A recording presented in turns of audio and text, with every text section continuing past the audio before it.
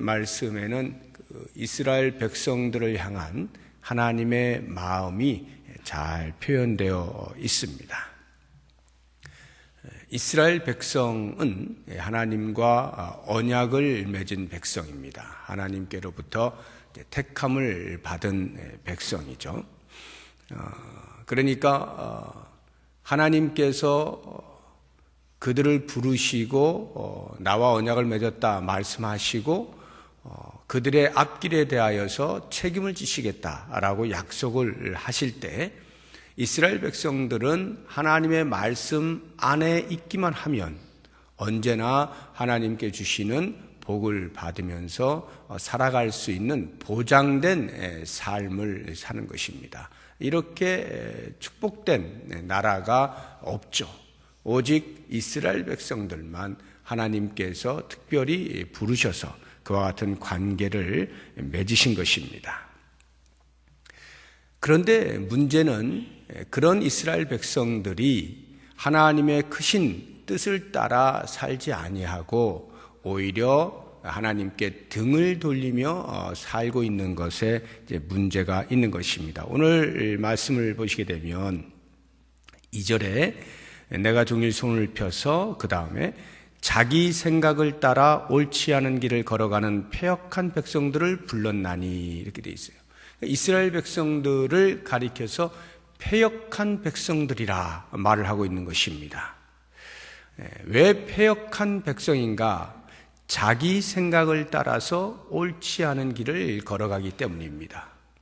하나님께서 말씀하신 바를 따라서 살아가는 백성으로 부름을 받았는데 그렇게 살지 아니하고 오히려 자기의 생각을 따라서 내가 옳다라고 여겨지는 길을 걷다 보니 하나님의 기준에서는 그것이 옳지 않은 길이 되는 것입니다.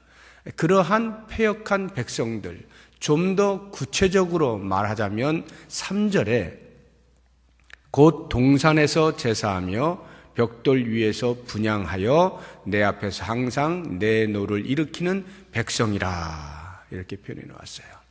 그러니까 자기 생각대로 옳지 않은 길을 걸어가고 있는 내용이 무엇이냐 할 때 그것은 곧 하나님을 예배하지 아니하고 오히려 동산에서 다른 우상들을 섬기는 이러한 패역한 행동을 하였다라고 하는 것입니다. 그러니 하나님의 입장에서는 당연히 분노하시는 것이고 그 백성들을 용서하실 수가 없는 것이죠. 우리는 역사적으로 이러한 이스라엘 백성들의 결말이 바벨론에 의하여서 멸망을 당하고 70년이라고 하는 오랜 세월 동안의 포로 생활을 하게 되었다는 것을 잘 알고 있습니다. 그러나 그와 같은 징계가 있기 전에 하나님께서는 끊임없이 많은 선지자들을 통하여서 이스라엘 백성들의 돌아올 것을, 회개할 것을 촉구하였던 것을 잊어서는 안 됩니다. 오늘 말씀이 그와 같은 이스라엘 백성들을 향하여 얼마나 애잔한 마음으로 간절히 그들이 돌아오기를 원하셨는가 하는 하나님의 심정을 잘 표현해주고 있는 것입니다. 우리는 오늘날도 이렇게 보면 이제 이번 총동원 주일에 저희들이 가지고 있는 그 목표하는 바가 주의 교회에 한 번이라도 발을 들였다가 여하한 이유로 인하여서 나오지 못하는 그러한 분들에게 접촉을 하고 연락을 해서 어떻게 해서든지 다시 주의 교회에 나올 수 있도록 하고 또 믿음을 회복할 수 있도록 하기 위한 중요한 그런 목적을 가지고 이 총동원주의를 하고 있습니다. 왜 다니다가 나오지 않을까라고 하는 것에 대한 이유는 여러 가지가 있을 것입니다. 이렇게 하다 보니 너무나 지금 내가 생활하는 데 있어서 바빠서 여유가 없어서 한가롭게 교회를 다닐 수가 없다.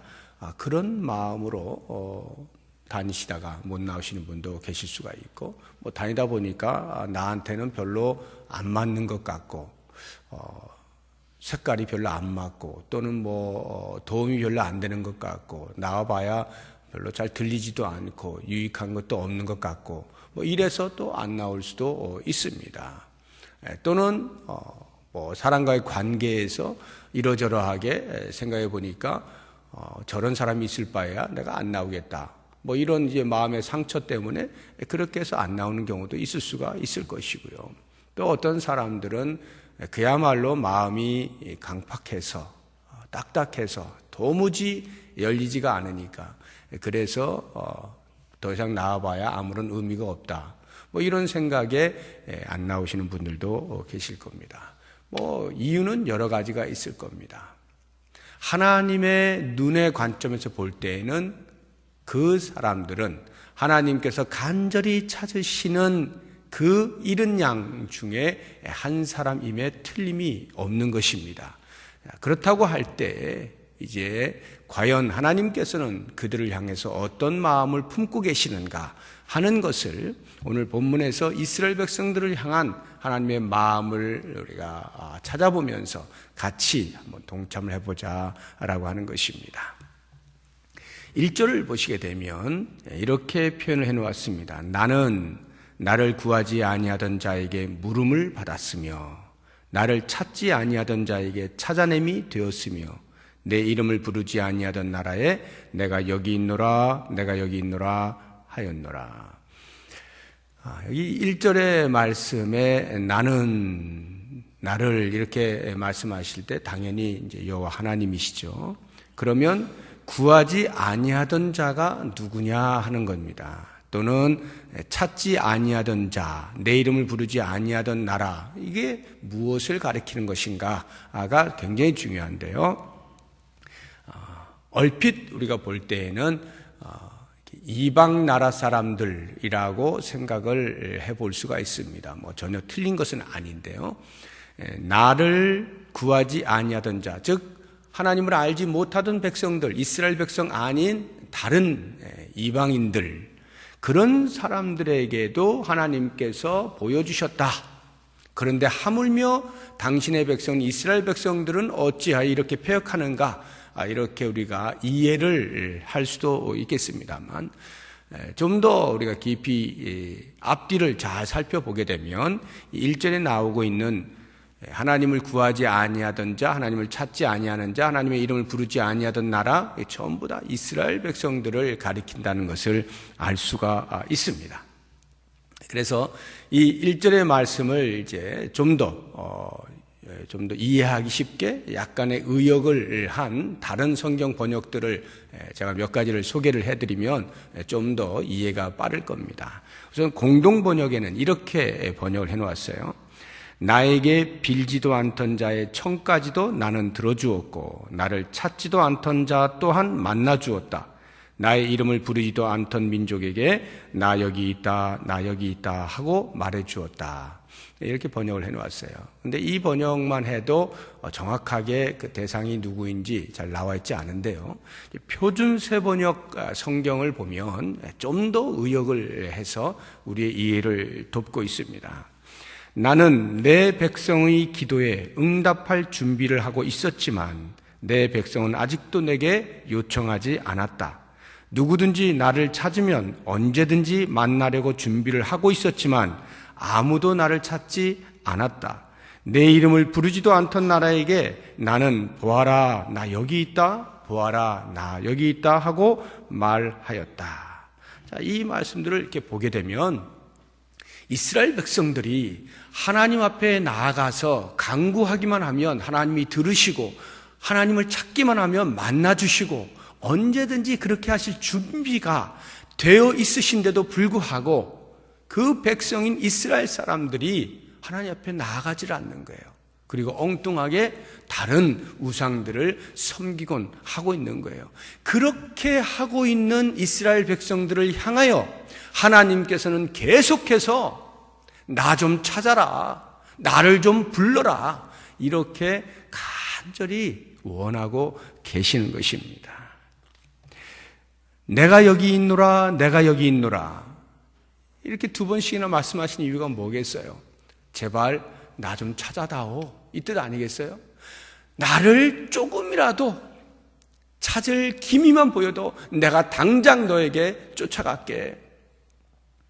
이러한 하나님의 마음을 표현해 놓고 있는 거죠. 그런데 사실 이사야 선지자는 그런 하나님의 마음을 완벽하게 이해를 하지는 못한 것 같아요. 그래서 그 앞쪽에 보면 63장, 64장 이렇게 쭉 보시게 되면 그 이스라엘 백성들이 이제 패역하니까 이제 하나님으로부터 징계를 받을 것에 대한 예언의 말씀을 다 듣지 않습니까? 그래서 그것을 놓고 간절히 기도하는 거예요. 하나님 제발 우리 민족 좀 살려주세요. 뭐 이렇게 이제 간구하는 중에 그가 이렇게 표현을 해놓고 있어요. 64장 7절을 한번 보세요. 64장 7절을 보시면 주의 이름을 부르는 자가 없으며 스스로 분발하여 주를 붙잡는 자가 없사오니, 지금 이스라엘 백성들이 이런 상태에 있다 이 말이에요. 이는 주께서 우리에게 얼굴을 숨기시며 우리의 죄악으로 말미암아 우리가 소멸되게 하셨음이니이다. 이름을 부르는 자가 없고 붙잡는 자가 없는데 그 이유가 뭐냐 하면 하나님께서 이스라엘 백성들에게 얼굴을 숨기셨기 때문이다 라고 이사야는 생각을 한 거예요. 그런데 어떻습니까? 오늘 이 65장 1절의 말씀을 보니까 하나님께서 뭐라고 그러시는 거예요? 아니다. 그게 아니다. 내가 숨은 것이 아니라 나는 언제든지 너희들이 만날 준비만 되어 있으면 나가서 맞이하려고 하는데 나를 찾지 않는구나. 나를 구하지 않는구나. 나를 부르지 않아. 하나님의 마음은 이렇게 자기 백성을 향하여서 모든 것을 다 내어놓고 만나실 준비가 되어 있는 분이십니다. 이것이 하나님의 마음이에요. 그래서 2절을 보시게 되면 내가 종일 손을 펴서 이렇게 되어 있어요. 내가 종일 손을 펴서. 이 손을 편다라고 하는 것은요, 보통 우리가 기도할 때, 저도 뭐 이제 그렇게 기도할 때가 있고, 우리 성도님들 가운데서도 기도하시다가 보면은 이제 그렇게 기도하시는 경우도 있을 겁니다. 가끔 이렇게 손을 하늘을 향해서 펴서 간구할 때가 있죠. 하나님, 제 기도를 들어주십시오. 라고 이렇게 기도할 때가 있어요. 이 구약시대의 이스라엘 백성들도 하나님 앞에 기도할 때 이런 표현은 자연스러운 것이었어요. 하늘을 향해서 손을 펴서 하나님 저를 좀 도와주십시오 라고 하는 이러한 표현. 이게 이 손을 펴다라고 하는 단어가 인간이 하나님을 찾을 때 쓰는 그러한 표현이에요. 그런데 이것을 하나님께서 당신의 백성들을 향하여서 표현하고 계시는 거예요. 내가 종일 손을 펴서, 마치 인간이 자기의 원하는 바를 간절히 하나님 앞에 구할 때 하나님 제발 하고 손을 펴는 그것을 하나님께서 인간을 향하여서, 그것도 당신에게 등을 돌리고 있는 당신의 백성들을 향하여서 손을 펴서 제발 나 여기 있으니까 나 좀 찾아라, 나를 구해라, 나를 붙잡아라, 이렇게 말씀하고 계시는 하나님. 잠깐 한 번, 두 번 하시다가 마는 것이 아니라 종일 손을 펴는 거예요. 종일 손을 펴는 거예요. 계속해서 그들이 돌아오기를 간절히 원하는 마음으로, 그 애잔한 마음을, 간절한 마음을 이렇게 표현을 해놓고 있는 것입니다. 우리가 이번 종동원 주일 때 잃은 양을 찾고자 하는 그런 노력들을 하고 있습니다. 무엇보다도 이러한 하나님의 마음, 한 영혼을 향한 하나님의 마음, 두 손을 활짝 펴고 언제든지 나를 찾기만 하면 내가 너를 만나주겠다, 나는 너를 꼭 만나고 싶다 라고 하는 이와 같은 간절한 하나님의 마음, 그 심정, 우리가 먼저 이 심정에 동참을 할 때 비로소 우리는 나오지 아니하는 그 한 영혼이 얼마나 귀한가라고 하는 것에 대한 이해가 생기게 되고, 그래서 그 사람을 향해서 연락을 할 수가 있게 되는 거죠. 모쪼록 원하기는 이번 한 주간 동안 아직도 우리에게 시간이 있습니다. 우리의 주변에, 우리 교회에 발을 들였다가 여한 이유들로 인하여서 나오지 못하고 있는 분, 알고 있는 분이 계시다고 하면 이런 하나님의 마음을 주여 저로 하여금 동참케 해주십시오 하고 그들을 한번 접촉을 해보시기 바랍니다. 저도 자녀들을 기르고 있지만 부모가 어떤 큰 원함이 있을 때, 간절함이 있을 때 그것을 자녀가 알아서 그 마음에 동참을 해주면 얼마나 큰 힘이 됩니까? 그리고 얼마나 대견스러워 보입니까? 그런데 부모는 지금 간절한 어떤 마음이 있는데 자녀가 나몰라라 하고 자기 일에 바쁘고 전혀 신경도 안 쓰고 그러면 섭섭하잖아요. 서운한 마음이 있잖아요.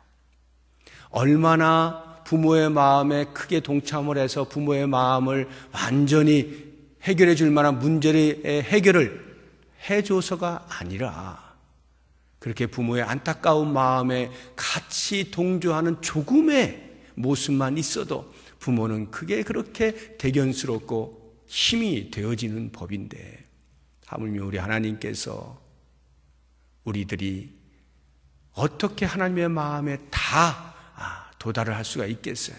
그럴지라도 조금이라도 그 하나님의 마음을 이해하고 하나님의 마음에 동참하려고 하는 노력을 할 때 하나님께서 얼마나 우리를 보시고 기뻐하시겠어요? 그래, 너희도 내가 원하는 한 어린 양을 찾기를 원하는구나 하시면서 하나님이 마음이 흡족하지 않으시겠습니까? 그러한 하나님의 마음을 우리가 이해하고 거기에 동참하면서 이번 한 주간 동안 기도하시는 중에 귀한 열매를 맺을 수 있는 은혜가 있기를 주의 이름으로 부탁드립니다. 기도하겠습니다. 이 시간에 잠시 말씀을 들은 바